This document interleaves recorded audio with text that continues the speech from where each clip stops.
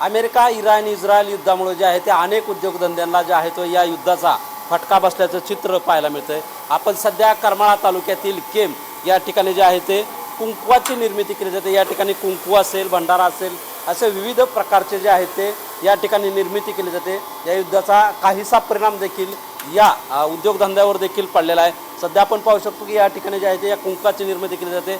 महाराष्ट्रामध्ये हे कुंकू जे आहे ते सर्वाधिक प्रसिद्ध असून यांना जो आहे तो काय बऱ्यापैकी काय माल लागतो त्याचा देखील या युद्धामुळे फटका बसला आहे। आपल्याबरोबर कुंकू कारखानदार आहेत। साहेब, काय सांगाल, या ठिकाणी कुठल्या कुठल्या पदार्थांची निर्मिती केली जाते व कशा पद्धतीने विक्री असते? आपण ते ह्याचं कुंकू जे आहे ते स्टार्च, हळद यापासून बनवलं जातं, पण त्यामध्ये बनवताना डाईज लागतो, कलर्स लागतात।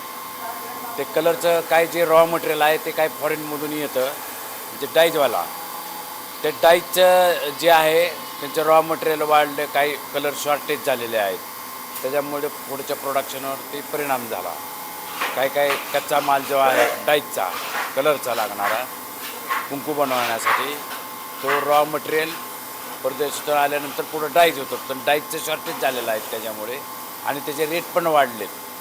त्यामुळे थोडाफार कुंकाचे पण रेट वाढले आणि त्याचे उद्योगावर जरा थोडा परिणाम झाला त्याचा। काय सांगाल आपला साधारण केममधून साधारण किती रोज कुंकवाची निर्मिती केली जात असते?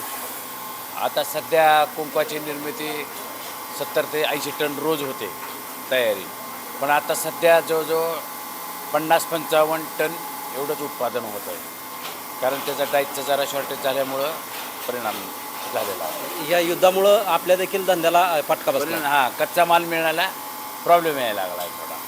नक्कीच आपण पाहतो की या ठिकाणी जे आहे ते या युद्धामुळं जे आहे ते कुंकू जे कारखानदार आहेत त्यांना सुद्धा या युद्धाचा फटका बसला असून जवळपास रोज केम या भागातून 70 ते 80 टन कुंकवाची निर्मिती केली जाते, परंतु यांना जो मिळणारा जो कच्चा माल आहे तो युद्धामुळं महागला असून यामध्ये आहे ते कुंकवाचे देखील दर वाढले असून यामध्ये जे आहे ते आता साधारण 50 ते 60 टनापर्यंत जे आहे ते कुंकू निर्मिती केली जाते। नक्कीच या युद्धामुळं कुंकू कारखानदाराला देखील मोठ्या प्रमाणात फटका बसल्याचं चित्र या ठिकाणी आपल्याला पाहायला मिळत आहे।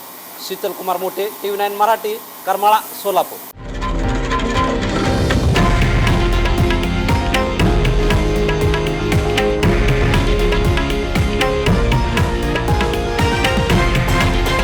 हे आहे देशातील नंबर 1 न्यूज नेटवर्क आणि आपण पाहत आहात TV9 मराठी, एकमेव।